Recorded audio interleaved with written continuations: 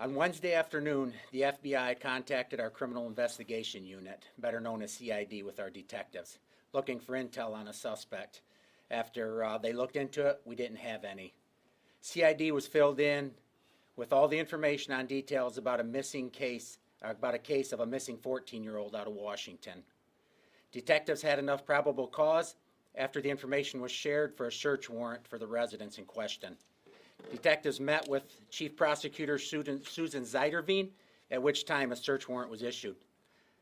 Our detectives from our office then put together an operational plan, a tactical plan, a contingency plan, and then executed the warrant. Surveillance was done. The suspected vehicle used to transport the victim from Washington to here was observed on the property. Detectives observed several individuals on the property inside residences, as there were 3 homes on the property.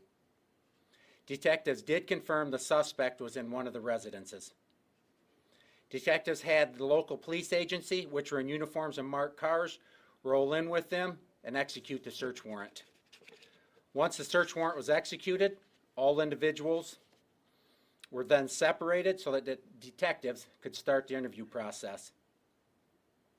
The suspect immediately said she was there to the detectives that was talking to him.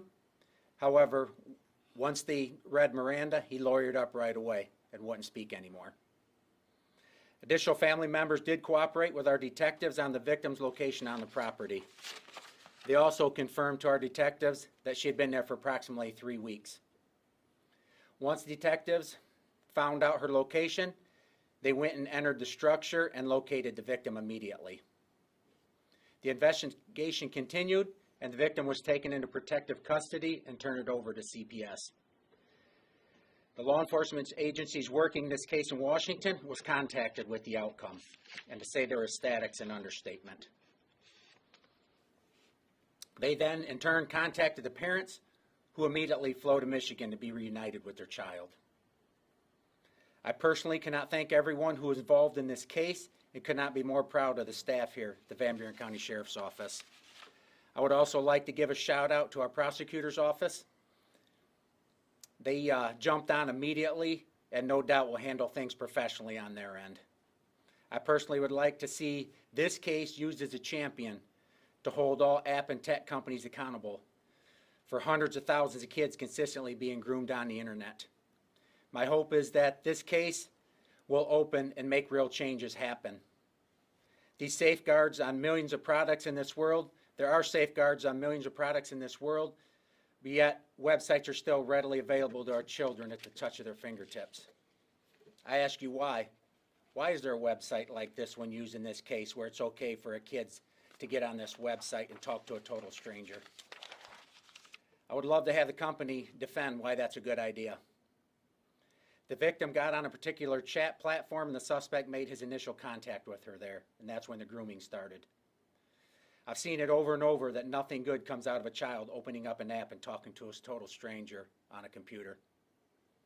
How many times have we all heard that he thought she was my age, she thought he was my age, I thought they cared for me, and then here's what transpires out of it. Censorship is used consistently on political platforms. Certain individuals are blocked from using them, but yet a convicted sex offender has zero restrictions on the internet. By God's grace, this victim was able to be united with her family, alive, and able to recover from what she went through over these past 3 weeks. Not every victim can say that nor walk away from something like this alive. The suspect is being arraigned today on 9 felonies in our counties. You want to read them? Sure. As Sheriff Abbott has said, he's being arraigned at 1 o'clock today in the 7th District Court West. There are 2 counts of human trafficking of a minor. Those are both 20-year felonies. 2 counts of using a computer to commit a crime, 20-year felonies. 1 count of criminal sexual conduct in the 1st degree, possible life sentence. 3 counts of criminal sexual conduct in the 3rd degree, 15-year felonies. And 1 count of accosting a child for immoral purposes. We fully intend on pursuing this prosecution, as Sheriff Abbott said, in a professional way. We have met with the family, and we will be doing everything that we can to hold this suspect accountable for these crimes. And so it will start today at 1 o'clock. And to go a little further on the prosecution, the prosecutor's office is also working with the prosecutors over in Washington, the state of Washington. So not only will he face criminal charges in Michigan and Van Buren County, he'll also face them out there in Washington. And the prosecutor's office is working in correspondence with them.